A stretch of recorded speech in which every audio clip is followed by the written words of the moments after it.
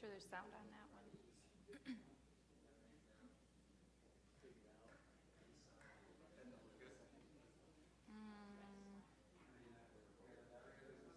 Nope.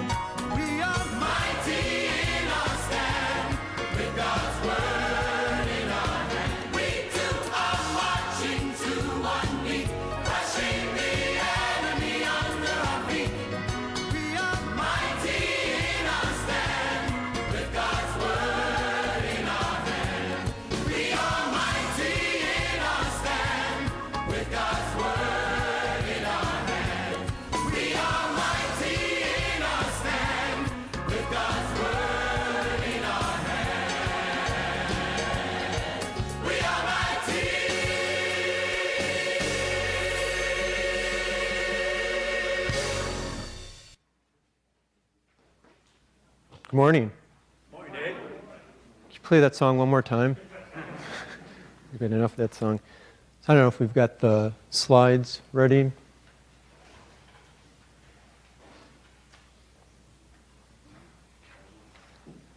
There they are.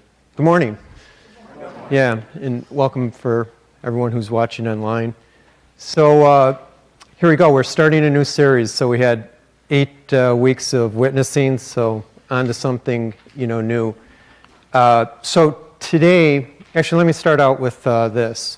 We'll get into really what we're going to be talking about here in the next 5 weeks. So if we were to start out to say, okay, the foundation of our belief is really centered around Jesus Christ dying on the cross to pay the price for our sins.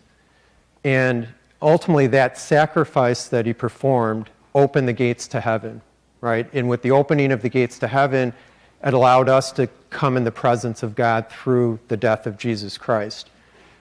So the question sort of setting up these upcoming 5 weeks is this.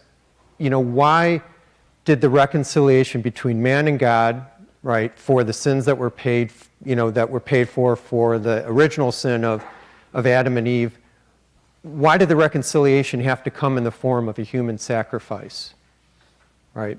So is it possible that the reconciliation between man and God could have come in the form of maybe Jesus doing a double triathlon with no food or water, right? Or was there some other way that this reconciliation could have taken place? Well, there's 2 things that we're going to answer in these upcoming 5 weeks. If nothing else, we're going to be talking about a lot of stuff, hopefully not overwhelm you, but the 2 things that we're going to try and answer is why did the reconciliation have to happen in the form of a sacrifice? So there's a lot of historical perspective that gets to that. And then the second question is that what is it about the reconciliation that allows us to come in the presence of God, right? Where prior to that, prior to Jesus' death on the cross, our ability to come before God in his presence, was not, we weren't able to do that. So also one of the things then, I kind of want to sort of share in terms of the setup. So those are the 2 big questions that we're going to answer. But if you stop and think I think this is now, I want to say our 5th Mid-Pointe series in the last year. And one of the things that, I definitely, want to try and do, and that I think we all are trying to do, is that although each of these presentations or series are sort of standalone topics, well, the key is that we're going to try and sort of intertwine these things and connect them because they all ultimately go together. And if you think about the last series, right, the 8-week series, I mean, there's 8 intensive weeks that we talked about witnessing throughout the whole church. If one of the talks, or actually the talk that I did back in January, I talked a little bit about what are the inhibitors to witnessing, right? I mean, it's easy for us to say, okay, these are the things that we should be doing, but we know that there's trepidation in terms of witnessing. And some of those trepidations, until we really understand what those trepidations are, we can't really overcome them. That was sort of the essence of the talk that I did 4 or 5 weeks ago. But if you stop and think about one of the inhibitors, and one of the inhibitors that I talked about is sort of the fear of not being able to answer questions when asked of you. And I know when I was trying to figure out this whole Christian thing 18, 19 years ago, where I knew zippity-doo-dah about what all of this meant, I mean, one of the first questions I asked is, why did Jesus Christ have to die on the cross? I mean, was there some other way? Well, again, I mean, in terms of going through this 5-week series, hopefully we'll equip you to be able to answer one of the most fundamental questions of why did it have to be a sacrifice in that fashion? The other thing that I just kind of want to sort of say too is that, we're going to be talking about a lot of stuff. So, this is a more theological topic. However, I don't want that to scare away anybody, right? I mean, there's the novice who is, here with us today, here online, which we're glad you're here, to the person who's got sort of a moderate understanding of the Bible, intermediate understanding of the Bible, and a, maybe more thorough understanding of the Bible. Wherever you lie on that continuum, you'll get something out of this. So the trick of, in this is sort of keeping the balance of making sure that we're not talking over your head on this theological topic and making it simple enough to be able to really understand really some of the core things that are necessary to understand. To the most advanced person, I mean, there's going to be plenty of stuff to sink your teeth into, and we'll keep a fine balance of that. But lastly, sort of on the whole topic of Bible study in general, in 40 minutes time, it's impossible to relay everything and for you to walk out of here digesting everything that's being said. But hopefully, like in these 40-minute time, that it sparks, or any of these sessions, I mean, whoever is teaching, that it sparks enough interest where you want to go back and maybe dig deeper and roll up your sleeves and get further into the Bible. That's really more of the intent on this. I mean, I've taught this topic that we're talking about here several times in the past 18 years, but even in preparation for this, I spent many hours going back and researching and understanding this. So there's no way that anyone should feel like or expect that you're going to get, that you're going to be able to fully absorb and digest this. But hang in there. I mean, hopefully we'll keep this at a level where there's enough sort of points that you could grab a hold of and then go deeper on your own. So to start out with, then, I already did the introduction, so you don't want to introduce again. Maybe we could play the song again. You want to play the song again? That was a good song. So here are the topics that we're going to go over. I mean, I'm going to start out today and I'm going to talk about the tabernacle. And the tabernacle, just in one sentence or so, is just a tent where God dwelled with the chosen people, and it was also a place where sacrifices were performed on behalf of the Jewish people who weren't following the laws perfectly as any other human being wouldn't. So we're going to go deep into that, and that is really foundational to the understanding of the question of why a sacrifice, right? Why did Jesus have to be sacrificed? The second week, then Don's going to take over for weeks 2 through 4. And then what we're going to see is that the tabernacle, which was set up and administered as the Jews were wandering in the desert for 40 years, and eventually when they got to the promised land, the tabernacle was phased out, and Solomon built a temple for God to be the dwelling place. I mean, the Jewish people were seeing what was happening with the surrounding nations and the beliefs that other people had in surrounding nations to the gods that they had, and all their gods had temples. Well, the Jewish people wanted to build a temple despite God's desire for a temple not to be built, and Solomon was the builder of that temple, and Don will take you through that one. And then as he rolls into week number 3, there's the destruction of that temple. And at the destruction of that temple, there was the ceasing of the sacrificial system. And there's a whole slew of implications associated with that we'll go over in week 3. And then week 4, the Jews, who actually were exiled to Babylon when Solomon's temple was destroyed, are now allowed to come back into the promised land, and they rebuilt a second temple. And then it was with that second temple that the sacrificial system continued, or actually resumed, and then it's Herod's temple, that last temple that existed at the time of Jesus, right? And then the last week, I'll come back in, wrap up the first 4 weeks, we'll play that song again, and then we're going to talk about his triumphal entry into Jerusalem, right? So it's the week before Palm Sunday, and what's really fascinating about this last week, and we'll wrap it up, and you got to come all 5 weeks for me to give you all the punchlines. But in essence, though, we're going to start with Palm Sunday. In that whole week, through Monday, Thursday, the upper room, the sacrifice, the ultimate sacrifice, and all the implications. And it will ultimately, through these 5 weeks, minimally, we want to answer these 2 important questions. Why did it have to be a sacrifice? And what does it mean in terms of our ability to come in the presence of God based on those sacrifices? So again, we're going to talk about a lot of stuff. So those are the two objects. If you like anything you want to write down, put down those 2 objectives. That's what we're anchoring on. But also, you should be able to, in these 5 weeks, minimally, hopefully, be able to answer some of these questions that sort of strings together and gets you to those 2 objectives. One is the purpose of the tabernacle, which we'll go over, the Jews' desire for a temple to be built, and why. Why was that necessary in God's reaction? And then the ultimate, right? The parallel of the Old Testament sacrificial system with Jesus' sacrifice. I mean, it's not, as you'll see as we start going through this, not overly complicated, but hugely, hugely important in terms of your understanding of this. And then the reason for, and then what we'll find out when we get to week 5, again, not giving too much away, is that 40 years after Jesus died, Herod's temple was destroyed in 70 AD. And to this day, the temple has not been rebuilt. So it leads to the question, what is the current state of the sacrificial system, as performed by the Jewish people? So you should be able to hopefully grasp that. So let's get into this week. So we're going to, I think we're going to comfortably have time for Q&A. So I urge you to sort of write down any thoughts or any questions that you have.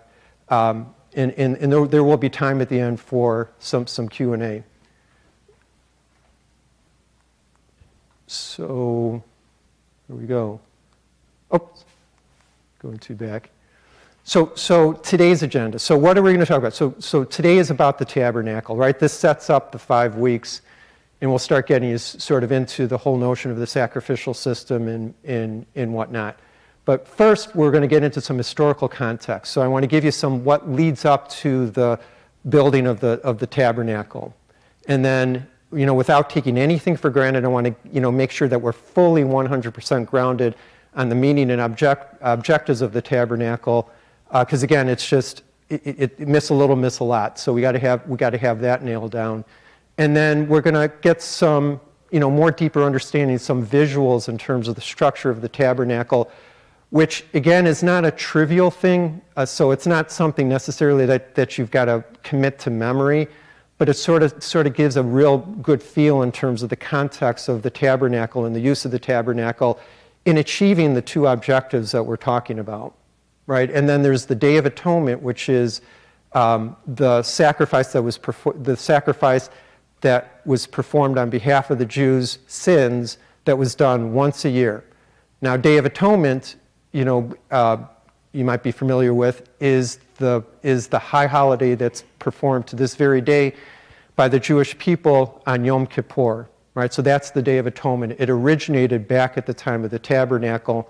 So we're going to talk a little bit about the Day of Atonement and what that means. That sort of sets up initially what is the parallel between the Day of Atonement, Yom Kippur, and Jesus' sacrifice, and what are the associated implications. Yeah, I'm not doing good with this clicker today, but that's nothing new. So I've only handled this 4 or 5 times. I've got to go back to training. So here's some historical context for the tabernacle. How many people have seen the movie The 10 Commandments? Just about everybody. It's an amazing, amazing movie, right? I was watching that when I was 7 years old, which kind of shows you what a geek I was, right? It started at 7, right? It started earlier maybe than that. But that was like the longest movie, right? It was played, they did the movie every single year in the month of April at the start of baseball season. And it was a long, long movie, and I think the movie ended at the start of football season. So, but it was good. It sort of included it told the story exceptionally well in terms of the stuff that we're talking about here today, the Exodus and the laws and all of that. So really, when you get into sort of the historical setup or the historical context leading to the build of the tabernacle, it starts with the fact that the Jews were in bondage for 400 years by the Egyptians, right? And then Moses comes along with the power of God, leads the Jews out of Israel, out of Egypt to head to the Promised Land. And it was through the 10 plagues and ultimately the 10th plague that ultimately Pharaoh gave the release for the Jews to come out of bondage and be freed. So as the Jews are freed, and this is really, sort of the initial first important point, God, having chosen the Jewish people, not only chose them, but he chose them to perform or to follow his laws and his guidelines, right? And those laws and those guidelines start with the 10 Commandments and then go to the 613 laws that God wrote for the Jewish people, and God had a strong, thorough expectation that the Jews would follow those laws to the T, to an absolute T, right? So so in conjunction with that, then the Jews wandered, as they were freed from Egypt and the Red Sea parts, ultimately there is this promise made by God that they will, be able to inhabit the promised land, Israel. Well, before they got to Israel, there was 40 years that preceded that time that they wandered in the desert for a whole topic in and of itself, but we'll just keep it at that right now. But they wandered in the desert for 40 years. But at that time, though, God having chosen his people, God wanted to be with his people. He wanted to, he wanted to spend time with his people. So what did God command the nation of Israel do? Is to build a tabernacle, right? And it's this tabernacle, which is just simply a tent, with a courtyard, and we'll go into all the details here in just a bit, where in essence, this tabernacle was the dwelling place of God. It's where God had spent time with the Jewish people as they wandered in the desert. So we'll talk a little bit more about some of the more specifics. Which I'm banning 1,000 on this thing. Nope. I did have the next right slide, so I apologize. So God commanded the nation of Israel to build him a tabernacle, and here we go. So if in the book of Exodus, there's 2 verses where, starting with Exodus 25, chapters 8 and 9, or verses 8 and 9, we've got, and let them make me a sanctuary that I may dwell among them, make the tabernacle and all the furnishings exactly like the pattern I will show you. I mean, that word exactly is very important because it had to be exactly the way that God had commanded that tabernacle to be built. And then Exodus chapter 25, verse 22, and then I will meet you there, and I will speak with you above the mercy seat from between the 2 cherubs, which are on the ark of testimony, all which I shall command you concerning the sons of Israel. So all this is basically saying is that the command for the building of a tabernacle came from God. Right? We're going to see next week when Don gets into talking about the Temple of Solomon, where the Jews wanted a temple once they eventually made it to the Promised Land. That God didn't command that. That was the desire of the Jewish people, and God sort of giving in on that. But in this case, all God really wanted was a simple tent where actually God could reside with the Jewish people. And when we're seeing here in the second verse, he says, I will meet you there, and I will speak with you above the mercy seat. Well, as we're going to learn here in just a little bit, that the way that the tent was set up was, it was split into 2 pieces, and there was the holy place, which is the front, and then the Holy of Holies, which was separated by a curtain, where there was the Ark of the Covenant. And the Ark of the Covenant, as we know, like if you saw Indiana Jones, right? We would all know what the Ark of the Covenant. I love movies, right? I mean, there's going to be a Mary Poppins reference in this before we're done. So, but I love movies. But the Ark of the Covenant was where the broken tablets of the 10 Commandments sat within the Ark of the Covenant. And the Ark of the Covenant sat in the tabernacle in the Holy of Holies. And on top of that Ark of the Covenant was a mercy seat, which is referenced here in the second verse. And this mercy seat was just a golden tablet that sat on top of the Ark of the Covenant, on top of the laws that God was expecting the Jewish people to follow. And it was that mercy seat which was God's seat. So in essence, the Ark of the Covenant with the mercy seat was God's throne by which he sat to be with his people.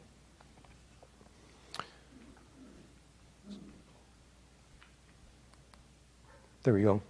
So let me get a little bit deeper now. So the tabernacle, the meaning and objective. So this is, as I said, the purpose of the tent from God's perspective is that God wanted to dwell with his people, with the chosen people.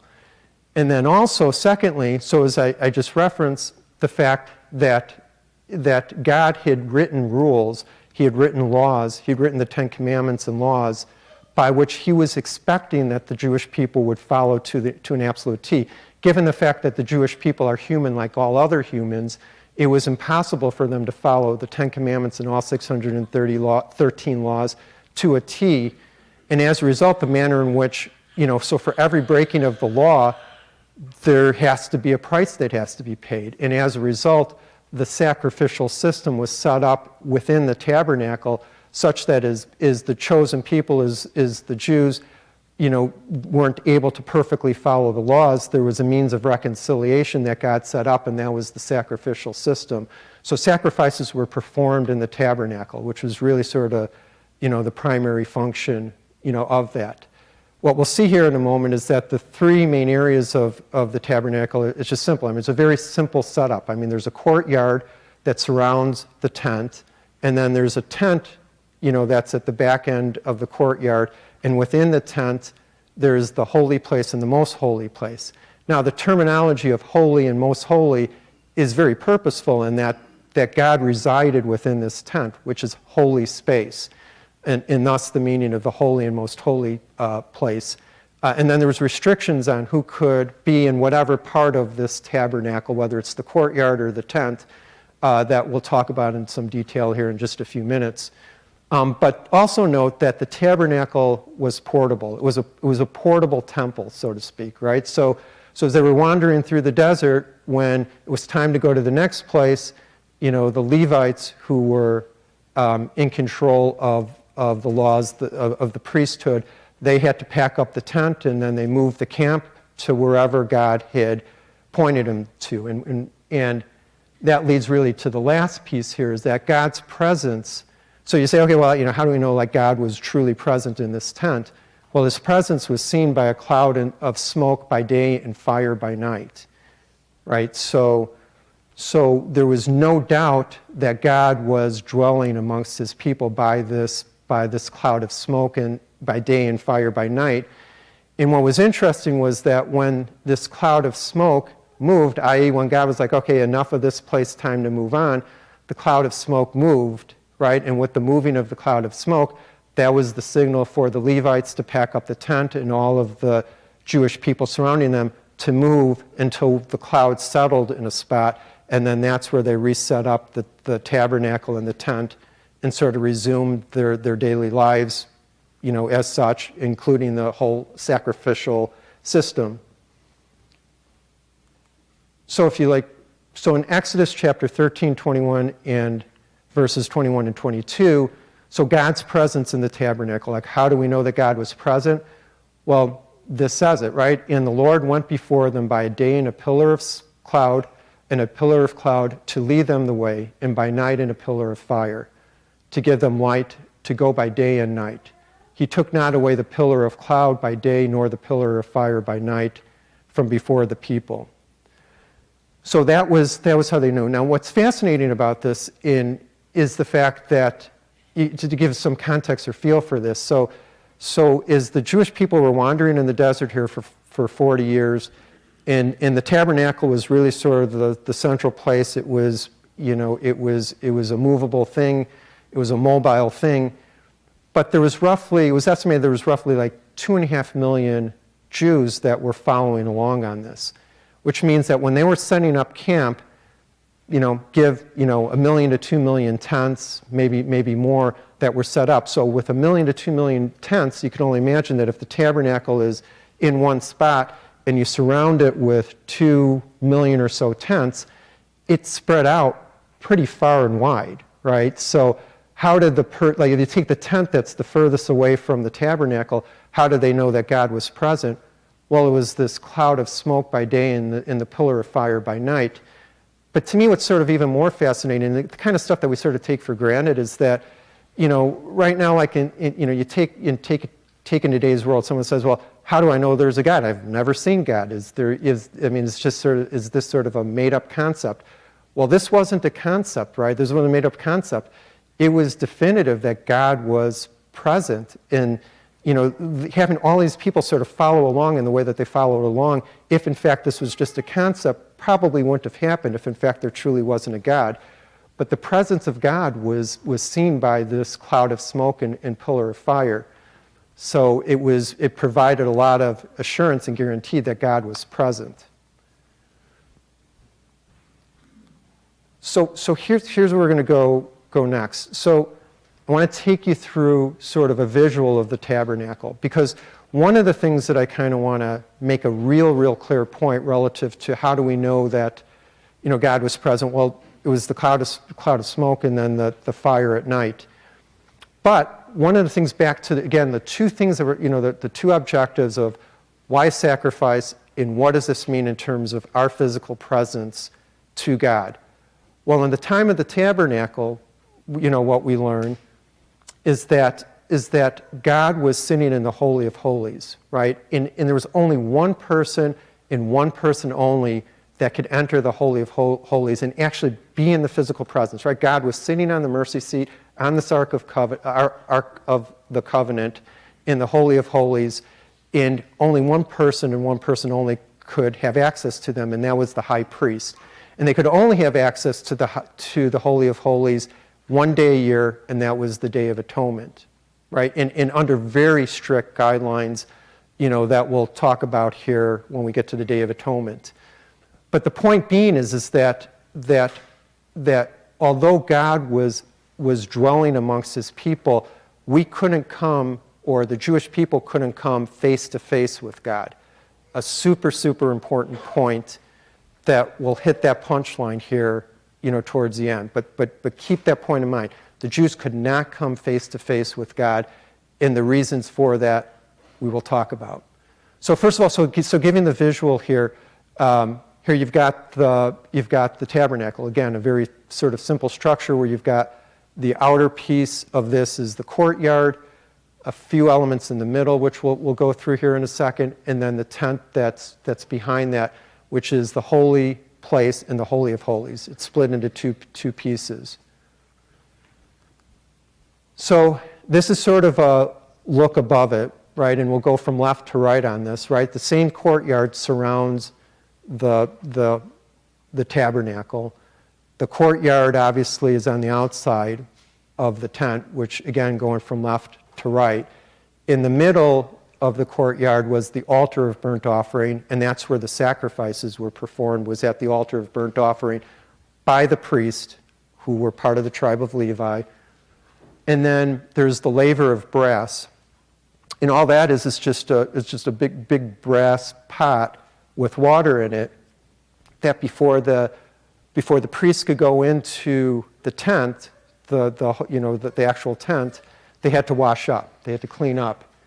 And then you have like going to the right, then you have the tent, and over the tent, as you can see, it's split into two pieces, the holy place and the most holy place, where the Ark of the Covenant is at and where God actually resides. Then again, here's another visual of the courtyard, and then you've got right at the left-hand side of the picture, you've got the altar of burnt offering. Again, that's where the sacrifices were performed. Actually, to the left of that is where the Jewish people could actually enter the courtyard, and they did enter that courtyard, on a daily basis, and offered up and did worship offerings, right? So that they would bring worship offerings on a daily basis, and the priest would sacrifice those offerings on the altar of burnt offering. And then again, on the Day of Atonement, the actual sacrifices of the goats and bulls and whatnot happened at that altar of burnt offering. So then you've got the laver of brass, which is right, behind that, again, where the priest, before they could enter the tent, had to wash up. Before they came into the tent, they needed to be clean. This is an important note, too. They weren't required to wear masks, but they did need to be vaccinated to get into the tent. So that's a little bit of CDC historical context I wanted to give you, too. So that's that. So this is now inside the tent. This is the holy place. You've got, on the left-hand side, you've got the golden lampstand, which essentially provided light. I mean, just as simple as that, it provided light to the tent. There was no windows to the tent. And that golden lampstand had to be on 24/7. They had to pour oil into that and keep that burning 24/7. To the right, on the right-hand side of this, it's called the table of showbread, and there was 12 loaves of bread that were baked every single week, every Friday, and the priests were allowed to eat from those 12 loaves of bread. Why 12 loaves? Well, it represented the 12 tribes of Israel, right? And that's what that was. And then in the back there you see the altar of incense, right? So incense was burned on a daily basis, which the sweet smell of the incense was, for God. I mean, it was intended for God. And then, here we go, right? This is the curtain, right? I mean, what's behind the curtain is the Holy of Holies, right? But the curtain, hugely significant in that this was what separated the holy place and the Holy of Holies. And why is that significant? Again, because the only one who could go through that curtain was the high priest, and only once a year. No one else could go beyond that curtain. Now, the question is like, well, what if someone went in there? Or what if someone went into the holy place where only the priests were allowed? Well, you would get killed. I mean, it's as simple as that. So, I mean, it was a very, very serious thing. And again, the only person that could come before God and go through that curtain was the high priest of the Jewish people, one day a year on the Day of Atonement. And then the last picture here is inside the Holy of Holies, the most holy place. Again, as I was sharing, this is the Ark of the Covenant. There's two cherub, two angels, sort of bowing down to each other.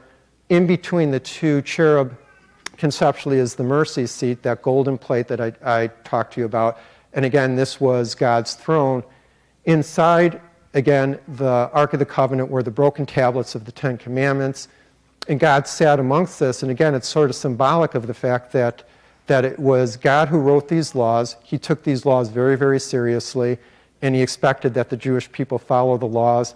And the breaking of the laws, in essence, triggered the notion of the sacrificial system to create reconciliation between the Jewish people and God. There was also in the Holy of Holies Aaron's rod or Aaron's staff that sat in the Holy of Holies, and it was budded. And what it represented is that, if you sort of think about it, is that there's 12 tribes of Israel. So each of the leaders of the other tribes, or of all the tribes, wanted to fight to be in control of all the administration of the tabernacle. Well, God chose Moses, Aaron, specifically the tribe of Levi, as the one that would be in charge of the tabernacle and the administration of the tabernacle and the sacrificial system and all that. And that was represented by Aaron's rod or staff that sat within the Holy of Holies. So that it was unmistakable who was leading this up, who was administering this. So, okay, so now we've got sort of the setup. You've got the visual, before you. So now it's like the Day of Atonement, right? So again, happens one time a year. It's synonymous with Yom Kippur, right, which the Jews follow to this very day. And sacrifices were performed by the high priest for atonement of the Jews' sins. So whatever sins had been committed in the past year, this was the time where sacrifices were performed, such that after the sacrifice was performed, the Jews' sins for the past year were forgiven. It was very specific in the rituals, as rituals defined by God in terms of how this would occur. And then again, as I shared with you, that the sacrifice actually occurred in the courtyard, but the blood was sprinkled in the Holy of Holies by the high priest. And then this ritual was repeated annually. Now that's a real important point, the fact that it happened annually. And the significance of that, just hang on, that's an real important significance.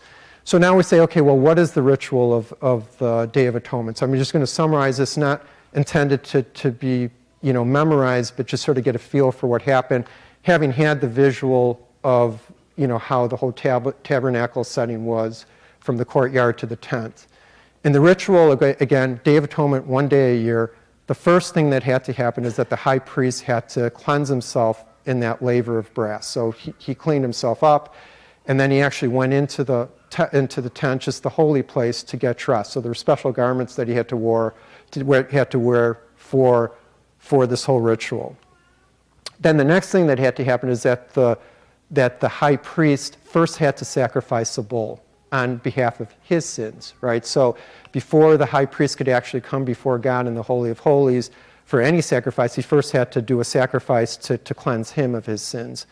So the sacrifice occurred, on the altar of burnt offering, and then he took the blood of and it was a bull that was sacrificed, and he took the blood of the bull and he took it into the most holy place, and he sprinkled that blood onto the Ark of the Covenant. So now his sins are essentially cleansed for the past year. So now he's ready to do the sacrifice for the Jewish people, right? So he goes back out to the courtyard, and there's 2 goats. And he casts lots for those 2 goats. Based on the lot casting, one of the goats would be sacrificed, and one of the goats would become the scapegoat, right? The scapegoat. So that's a familiar term, right? It's originated right here. So what the high priest then did is he actually took the first goat, sacrificed it in the courtyard, took the blood from that goat, went back into the tent, into the Holy of Holies, and sprinkled the blood onto the ark, right? There's an ark covering over it because it's hard. I know blood stains are tough to get out, so there's a cover on top of it. So he sprinkled the blood on there, and in essence, the sacrifice of that goat, in essence, and the sprinkling of the blood on the ark sort of signified sort of the sacrifice on behalf of the Jewish people for having not followed the laws that are sitting inside that Ark of the Covenant. And then with that, then the Jews' sins were effectively forgiven for that past year. The priest, after sprinkling the blood, goes back out and then places his hands on the second goat, on the head of the second goat. And what that did is that the sins of the Jews were passed on to the scapegoat, right? So then a separate priest would then take the scapegoat, take it out of the tabernacle, take it out of the courtyard, and then walk it to the deepest parts of the desert. And then they let the goat go free. The priest comes back. Before he's allowed to enter the courtyard again, he had to cleanse himself. And then the day ends with the priest cleansing and cleaning himself, and then taking the sacrifices outside of the courtyard and burning those sacrifices to ashes. Right? So that's the Day of Atonement. Now, what the heck does all that mean? Right?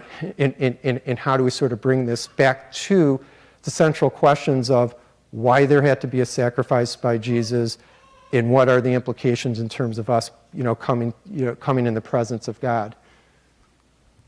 So here we go. So as we learn, right, again, the sacrifice was performed in order for the Jews to be forgiven for their sins for the past year. However, when I said that the Day of Atonement is repeated on an annual basis, it's repeated on an annual basis because the sacrifice only takes care of the sins of the past, but doesn't take care of the sins of the future. And why not? Because the goats that were sacrificed were imperfect goats. Not to mention, the sacrifices that were performed were not substitutionary, right? I mean, it wasn't a one-to-one substitute for the people who committed the sins, right? I mean, a one-to-one substitution would be man for man, right? A man committed the sin, not the goats, right? I mean, they had nothing to do with it. So the only way that the Day of Atonement does not get repeated year in and year out is by coming up with a human sacrifice, and not just any human sacrifice, but a perfect sacrifice. And then, as such, to answer the question, why did it have to be a sacrifice? Because of what we just explained here, or what I just explained. No, it was no one else explaining, it was just me explaining this. What I explained here in the past half hour here, right? I mean, is that it had to be a sacrifice because the only way that man can be fully reconciled with God is because of this. But all of the context around this is set out right here, right at the beginning with the tabernacle. What's even more interesting, too, is if this hasn't been amazingly interesting already, I mean, this is even more interesting, is the fact that now because of that perfect sacrifice, right, that opened the gates to heaven, that allows us to come in God's presence, and that curtain is gone. It's torn in two, right? If you go to, I'll just read this for you here real quickly, but in Matthew chapter 27, verse 50, right when Jesus Christ is on the cross taking his last breaths, right? And when Jesus had cried out again in a loud voice, he gave up his spirit. So right at that point, when he gave up his spirit, it says, at that moment, the curtain of the temple was torn in two from top to bottom, right? And what that signifies, again, is that because his sacrifice was the perfect sacrifice. Essentially, there was no need for that separation between man and God that existed in the tabernacle, that exists all throughout the Old Testament, as Don will go into this as he talks about the temples. That signifies that that was the perfect sacrifice. And then it also signifies that there's no longer a necessity for sacrifice going forward.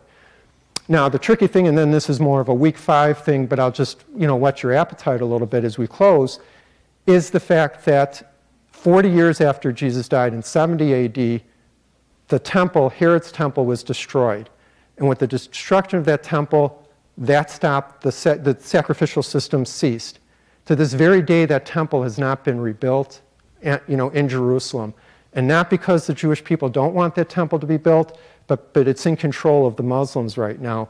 They've got the Dome of the Rock, or they've got, holy shrines that are sitting in that spot, that if in fact the Jews were trying to take over that spot and build a temple such that the sacrificial system could continue, it would, it's the start of World War III. So, but in God's sovereign nature, once Jesus Christ performed the perfect sacrifice, in essence, the work is done. There is no need for the sacrificial system to continue. I'm going to stop right there and leave it there, but so we can do a little bit of Q&A. But I don't know if anyone has any questions. Anyone want to hear the song during these 5 minutes? Or? Hold on, Dave. Okay, enough of the song joke, right? Yep. Oh. Here. For the benefit of everyone online. Hi.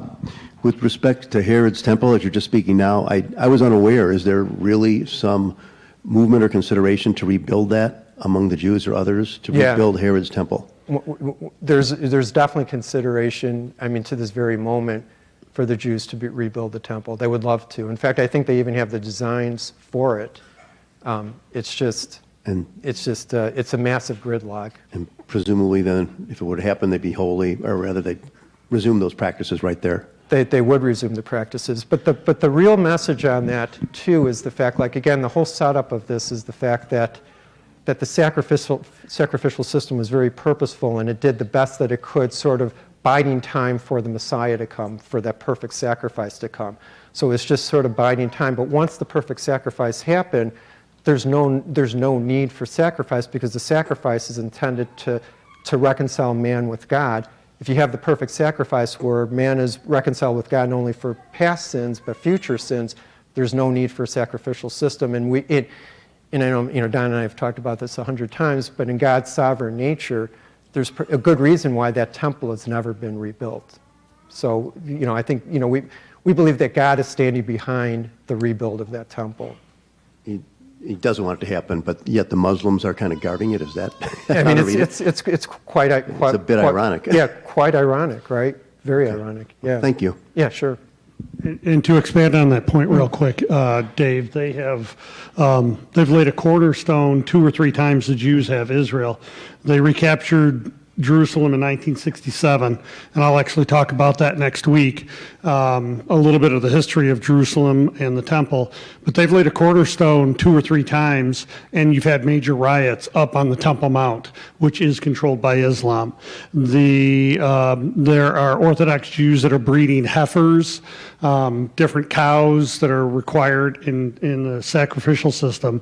And so yeah, it is a great desire, to your point, for them to rebuild. Yeah. So other questions? Yeah, when I saw that tabernacle, I expected a big, big building. Nothing like what they showed here. Yeah, it's a really good question, right? And I think Don will sort of play this out, in these next several weeks. But yeah, it was very simple. God wasn't looking for anything grandiose. It's man that is sort of created the grandiose nature of the temples that existed when Solomon built it, and even more so when Herod built it. And in fact, God, being very humble, did not want that whatsoever. So he just wanted to hang out with his people. That's all. And to that point too, yeah, Tom will bring this over. The temple, which I'll talk about next week. If anybody watches football, that new stadium, SoFi Stadium, built in Los Angeles, it's like a $5.5 billion stadium. Mind-boggling how expensive. Solomon's Temple was a multi-billion-dollar building in today's money. So what Solomon ended up building, David collected the materials and did all that, was just mind-boggling compared to what the tabernacle was, this traveling tent in the desert.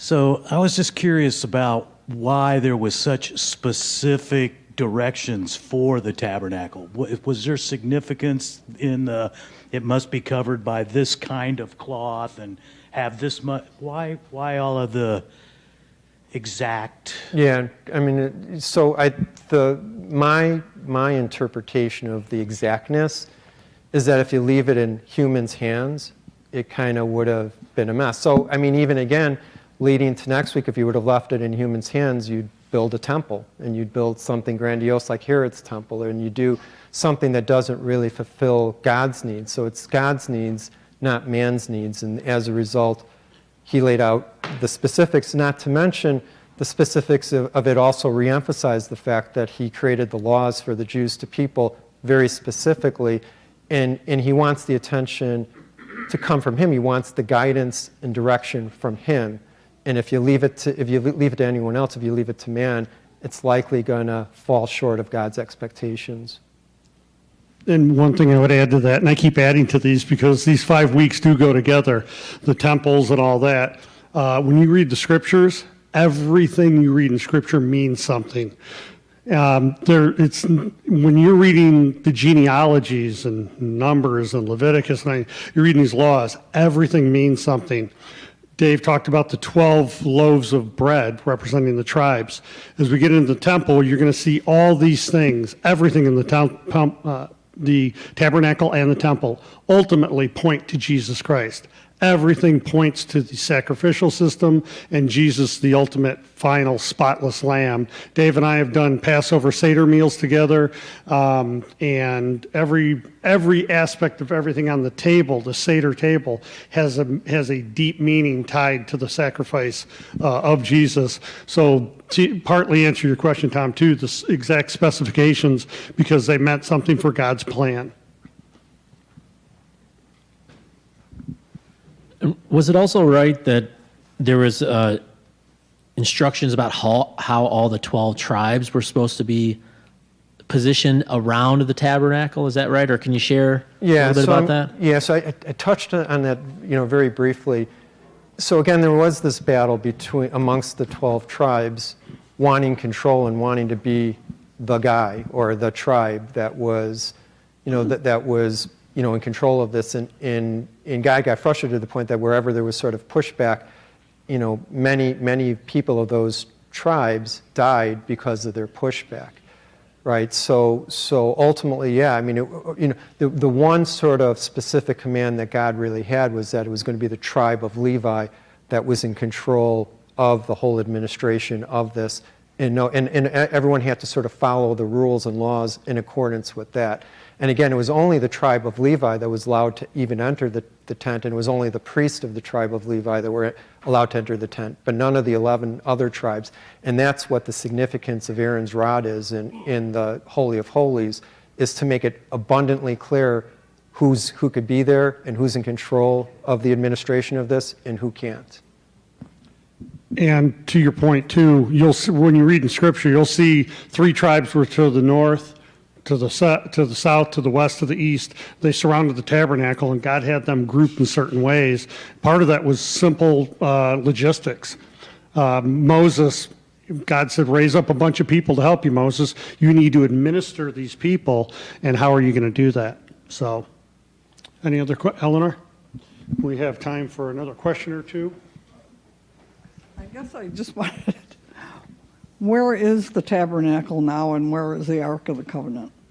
Yeah, well, so the tabernacle, and we'll learn this like as we get into the second week with Don, that eventually that the Jews made it to the Promised Land. They were still using the tabernacle, and then when they built Solomon's temple, Like there was no further reference to the tabernacle from that point forward.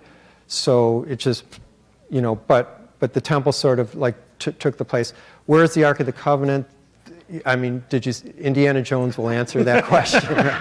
So, or Mary Poppins, or one of those two movies, I think will answer that question. Nobody knows. It's the same place where Noah's Ark is. I mean, yeah. We don't know, right? Yeah. So, any other questions? Peter? Yep. For the benefit of everyone online. And didn't one of the, I don't know if it's a Babylonian, like, co-regent or something, get in trouble because they had the goblets from the temple and they started, using them for their own things, and then God wiped them out too? So isn't there possible that the Babylonians took all that away? Yeah, I don't know. I think the possibility of the Ark of the Covenant existing anywhere is probably slim. I don't know, but it's a mystery. There is not a scene that is more accurate in Hollywood, maybe the Ten Commandments, than that scene at the end of Indiana Jones when they put it inside the crate and they stamp it with the U.S. government property or whatever, and then you see the wood smolder and that whole image disappears.